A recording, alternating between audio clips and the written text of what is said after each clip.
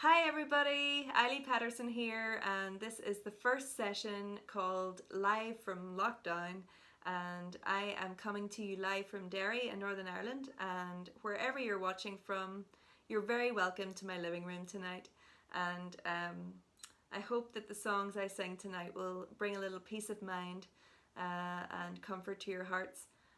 During this time. It's a very strange time we're living in, isn't it? It's actually taken me about 9 or 10 days to just get used to my new routine. But I think routine is really healthy. So I've established a good routine now, and I'm kind of and the end is in sight, and I can see that it's going to work. So that's good. I have a bunch of songs in my head, and perhaps you want to send me some requests for future sessions. I'm sorry that this is not coming to you live on Facebook, so that we can interact while I'm doing this, but there's just too many things for me to do at the one time that prevents me from being able to do that. Plus, I have a bit of a dodgy internet connection, so the chances of being cut off in the middle of a concert would be very high. So those are the reasons that I'm not doing this completely live, but it is live in the sense that it's not recorded music in a studio. It's basically live in my living room. So what you're hearing and what you're seeing is real, and I'm sure you'll know that from the performance. So anyway, I guess I should get started. I'm going to sing a song which is featured on my Journey Maker album, which came out in September 2019. This song was played on by the amazing Ron Block from Alison Krauss and Union Station, and that gave me a huge thrill. Ron is a good friend of mine, but just every time I hear him play, it just blows me away. So that was great, and the album itself was recorded in Glasgow in a great studio over there called the Foundry Music Lab. So Sandy Jones was my engineer and producer, and just I had a wonderful experience there. So, but I'll tell you a bit about the song. A few years back, I was struggling quite heavily with anxiety. It kind of overtook everything else, and I couldn't think about anything else except what was going on in my head, and it was very, I guess it was just a very scary time, and you would think that at the moment, the way things are, that my anxiety would be through the roof, but actually it's not, so I'm really thankful for that. But anyway, so this period of anxiety that I went through was so bad that I had to actually leave where I was living and move back home with my parents for a while. So that in itself was, pretty tough. It's never enjoyable having to move back home under duress, if you will. But my family were amazing, and they took me in, and I recovered there, and I'm just so grateful for that. And one of the things that helped me recover during that time was there's a beautiful picture in my parents' living room at home, and the picture was of the shepherd David, and just holding this beautiful little lamb who was completely at peace. And I know I've spoken about this at concerts recently, and you're probably saying, oh, I know this story. But I wanted to show you the picture because I have it here tonight with me, so I'll just show you the picture.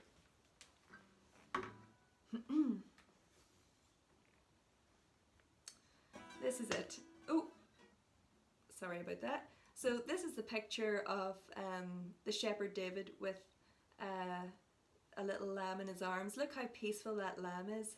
I mean, that picture just spoke volumes to me about the fact that I can rest in the love of God. And I've always found it really difficult and hard to receive the love of God. But whenever I looked at this lamb and I saw how every muscle in its body was completely relaxed, the ears were back, there was a little smile on its face, and the shepherd was looking at the lamb with such love. Wow, that really spoke to me. And I remember just sitting in a chair looking at that picture, and it really sunk deep into my heart and into my soul, and I just knew that that God was kind of trying to speak to me through that and say, look, I'm looking at you like this. Chill out. You can relax, you can be like this lamb. So that was a really good thing, and it really helped me recover from having anxiety.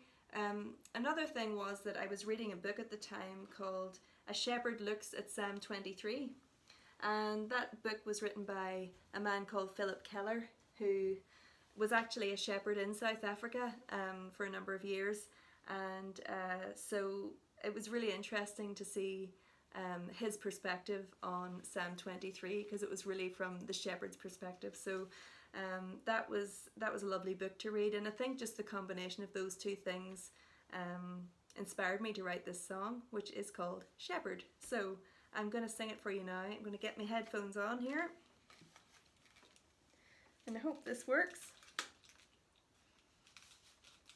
All right.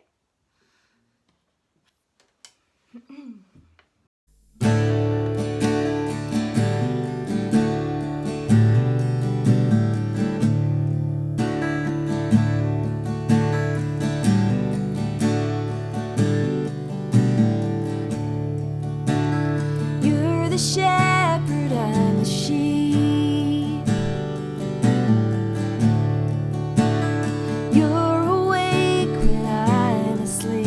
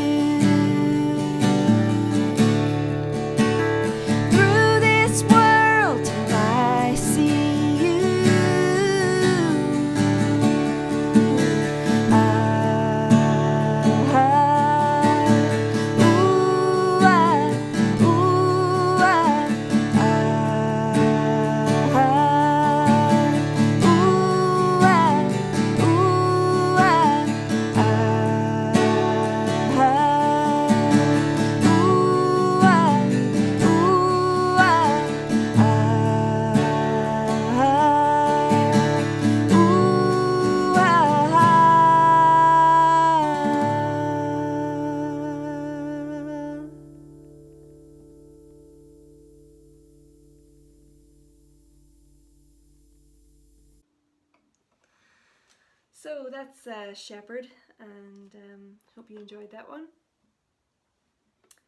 So another song that was coming to my mind in the last couple of days was a song I wrote called I'll Wait For You. And I'll Wait For You was written whenever I was kind of getting used to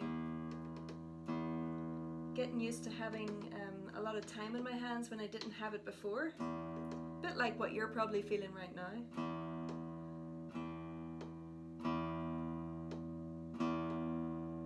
Sorry. So yeah, I found myself at my parents' house with a lot of time in my hands, and I found it really difficult to adjust to having a quiet life whenever I'd had such a busy life leading up to that point. So so it kind of got me thinking that it's a pretty appropriate song to be singing at this point. Maybe you're struggling with the silence. I don't know about you, but in the street where I live, the silence is deafening at some points.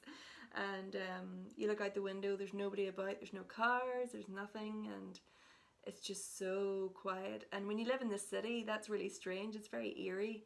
Maybe you're living in a city too, and you can relate. So this is a song I wrote called I'll Wait For You, and it's all about getting used to that quietness. Ooh, ooh, ooh, ooh. I'm still getting used to the stillness, still trying to relax and unwind. It's harder than it seems to give up on my dreams and leave a life of busyness behind. I'm still getting used to the stillness, still dying to my need for noise. But I know that if I wait for the clamor to abate, when it's quiet, I'll hear your voice. So I'll wait for you. I know you wait for me, and only in the silence we'll meet.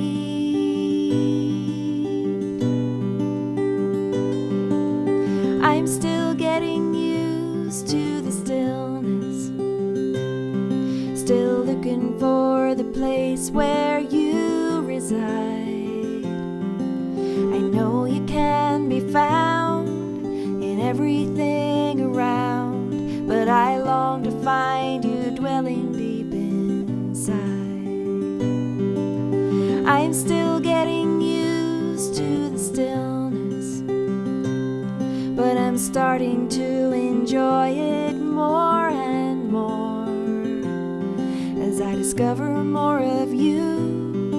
The world slips out of view as I go into my room and close the door, where I'll wait for you.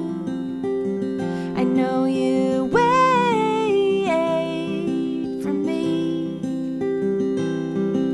and only in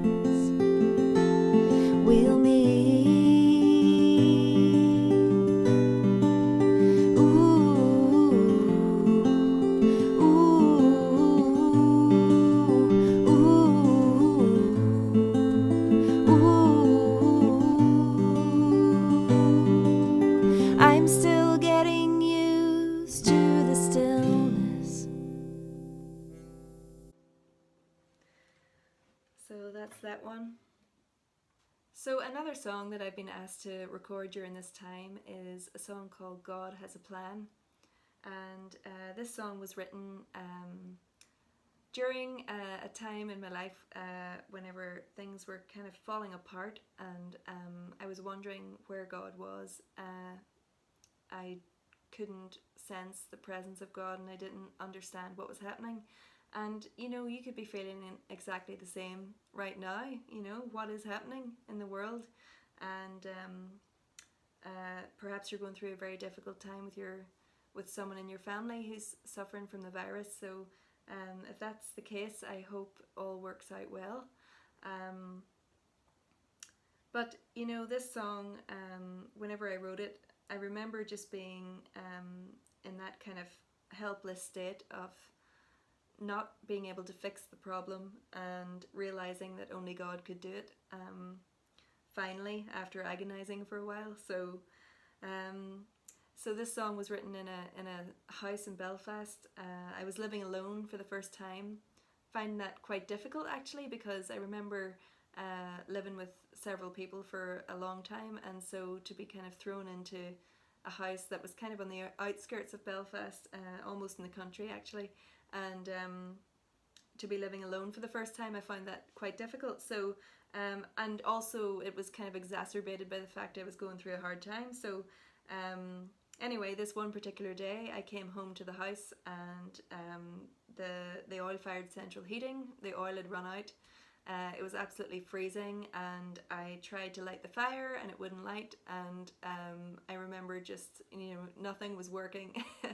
And I put the coat on, and my winter coat and a hat, and I huddled over my guitar and just started playing chords, and this song just fell out of me. That's the best way I can describe it. It's not very articulate, or it's not a great way of describing how songwriting happens, but sometimes songs are just kind of almost ready formed, and you just have to be the person that writes them down, and in some ways that's how this song came about. So anyway, I'm going to sing it for you now, and it's going to be my last song of the session tonight. And I hope you've enjoyed this little mini concert. I'll be doing some more, provided people would like to hear more, and I will hopefully get a handle on how to present these videos better, and how to make the sound better, etc. So I hope you'll stick with me. Yeah, this song goes out especially to James Bradley, my friend, and Angela as well.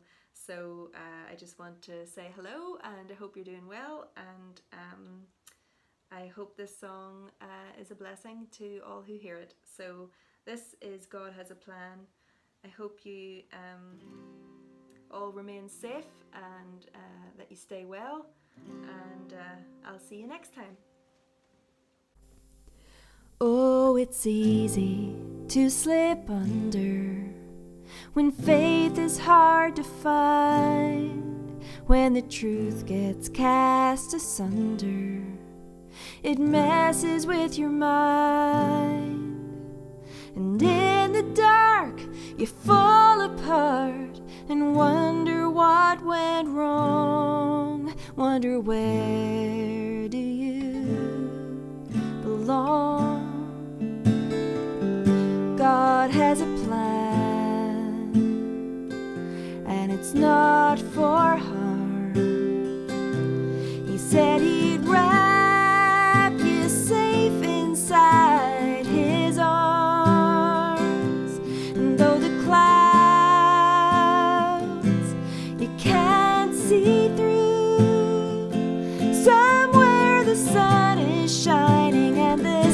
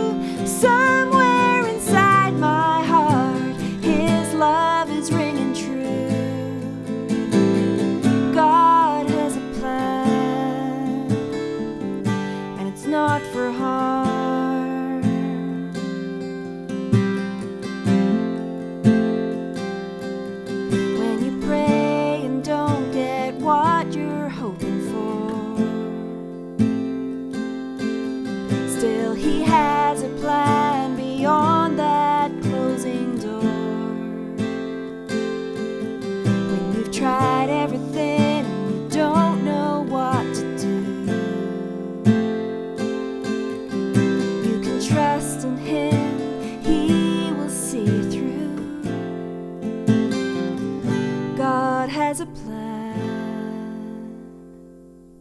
It's not for hard.